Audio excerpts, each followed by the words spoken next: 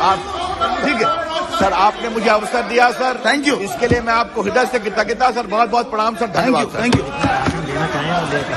Shri Asaduddin Owaisi ji, 1 minute जरा। जिन माननीय सदस्यों को अपने भाषण सभा पटल पर रखने हैं वो कृपया रखें, उनको अनुमति है, प्लीज। शुक्रिया सर। मैं सदर जमहूरिया के खुतबे की मुखालिफत में खड़ा हुआ हूं। मैं बरसर इख्तिदार जमात से जानना चाहूंगा, क्या ये सच नहीं है कि आप ही के आदाद व शुमार 75वां NSSO का डेटा ये कहता है कि 25% मुस्लिम बच्चे पैसों की गुर्बत की वजह से तालीम से ड्रॉप आउट हो जाते हैं? क्या ये सच नहीं है कि 7 साल से ऊपर जो बच्चों का खवानगी का तनासुब है तमाम मजाहिब में सबसे कम मुसलमानों का है? क्या यह सच नहीं है कि ग्रॉस अटेंडेंस रेशियो तमाम मजाहिब का सबसे कम मुसलमानों का है? क्या यह सच नहीं है कि सबसे कम एनरोलमेंट जो होता है वो मुसलमानों का है?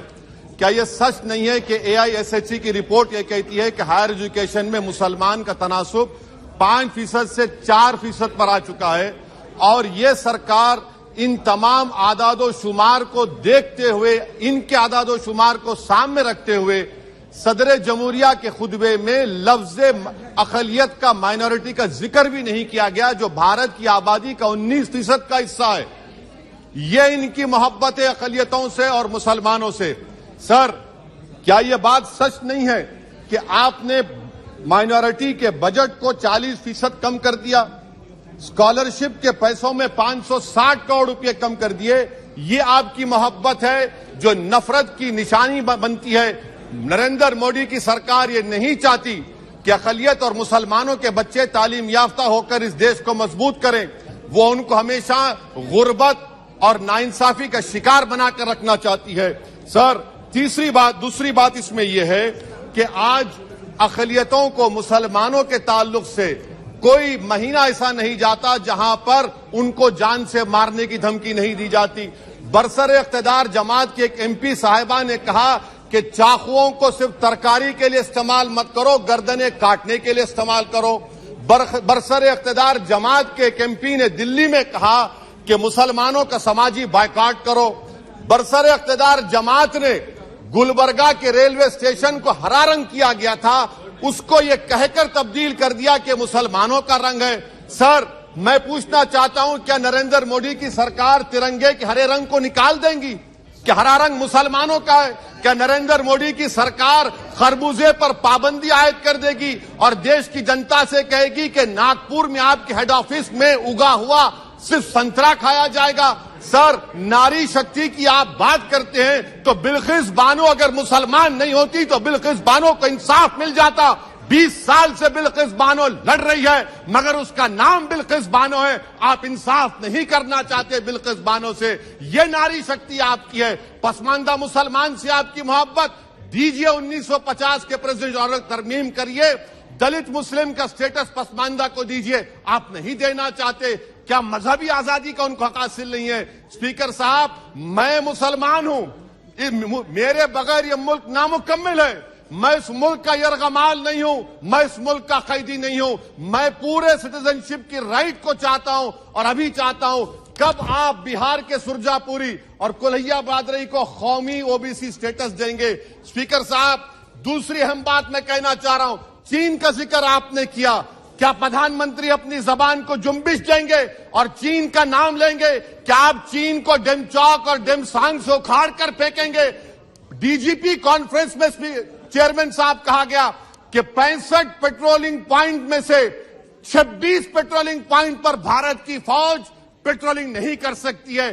चीन से आप डरते हैं। अरे, डिसएंगेजमेंट हुआ तो डी-एस्केलेशन कब होगा, डी इंडक्शन कब होगा? चीन से आप डरते हैं। 3 साल से चेयरमैन साहब 50,000 भारत की फौज हजारों फीट चोटियों पर बर्फ में खड़ी हुई है। देश के प्रधानमंत्री को क्या भारत की आवाम पर भरोसा नहीं है? भारत की फौज पर भरोसा नहीं है? अरे, चीन का नाम लीजिए वजीर आजम, डरिए मत चीन से। तीसरी पॉइंट सर, हमारे कानून के मंत्री चले गए। पैराग्राफ 79 और 82 में बेसिक स्ट्रक्चर पर, आईनी ओहदों पर बैठे हुए लोग बेसिक स्ट्रक्चर पर तनकीद करते हैं, लॉ मिनिस्टर कॉलेजियम पर तनकीद करते हैं। इस ऐवान में जब एनजेसी का बिल आया, मैं वाहिद एमपी था, अब याद होगा आपको, जो मैंने कहा था कि भारत के संविधान के खिलाफ होगा बेसिक स्ट्रक्चर के। इंदिरा गांधी से सबक हासिल करना चाहिए। इंदिरा गांधी कहती थी कि जुडिशियरी मेरी पाबंद होना, अब नरेंद्र मोदी कहते हैं कि जुडिशियरी मेरी वफादार होना। इंदिरा गांधी ने 42nd अमेंडमेंट किया, देश की जनता ने इंदिरा गांधी को इख्तियार से बेदखल कर दिया। आप वही इंदिरा गांधी के इराक को ला रहे हैं। आप बताइए स्पीकर साहब, क्या ईसाई मानने वाले व्हाइट टेरर हैं? क्या ईसाई मजहब के लोग व्हाइट टेरर को फरोग देते हैं? आप बताइए। मैं यहां पर जजेस को तहफ्फुज करने के लिए नहीं खड़ा हूं, मैं बेसिक स्ट्रक्चर की हिफाजत में बोल रहा हूं। मैं अदलिया की आजादी के लिए खड़ा हूं, मैं एग्जीक्यूटिव की आजादी के लिए खड़ा हूं, लेजिस्लेचर की आजादी के लिए खड़ा हूं। चेयरमैन साहब, कोर्ट का काम यह नहीं है, जजेस का काम यह नहीं है कि नरेंद्र मोदी सरकार की मदद करे। अदलिया का काम यह है कि इस देश की कमजोर और मजलूम आवाम से इंसाफ किया जाए। चौथा पॉइंट स्पीकर साहब, यहां पर एक बड़े सरमाएदार का जिक्र किया गया है। क्या यह बात सच नहीं कि कांग्रेस और बीजेपी ने ओलिगार्क्स को पैदा किया? आप दोनों ने मिलकर ओलिगार्क्स को पैदा किया। आज इसी वजह से 60% मुल्क की दौलत 1% जनता के पास है। आप दोनों ने बैठकर मलाई खाई और गरीब और नौजवान पिस रहा है। अरे बताओ, ये जो 28 लोगों की लिस्ट है जो देश का पैसा खाकर भाग चुके हैं या बैठे हुए, उसमें कोई मुगलों का नाम है क्या? कोई मुगलों का नाम नहीं है, मगर आप उस पर कुछ नहीं बोलेंगे। संडेस राज कंपनी 15,000 करोड़ नाइजीरिया और केनिया की कोर्ट में जाकर कहती है कि हम हिंदू हैं, भारत को आएंगे तो परसिक्यूशन होगा। आपने कोर्ट में कुछ नहीं कहा, वहां पर एसआईटी आपने बनाई। मगर शुक्र है, मैं लाइटर वेन में कह रहा हूं कि हाइडनबर्ग अगर यहां होता तो यूएपीए लग जाता उस पर। और सर, मैं नरेंद्र मोदी सरकार को मशवरा दे रहा हूं लाइटर वेन में कि ये अंग्रेजी का अल्फाबेट ए बड़ा अशुभ है आपके लिए। AA को आपने कहा कि बेटा फाइटर एयरक्राफ्ट बनाओ, बैंकरप्ट हो गया। अब कैपिटल ए को आपने 17 इंडस्ट्री दे दिए, हम पूरे विश्व में मार्केट कैप हमारा 5वें नंबर पर आ गया। सर, देश के प्रधानमंत्री से बताना चाह रहा हूं कि वजीर दाखिला का नाम भी ए से शुरू होता है।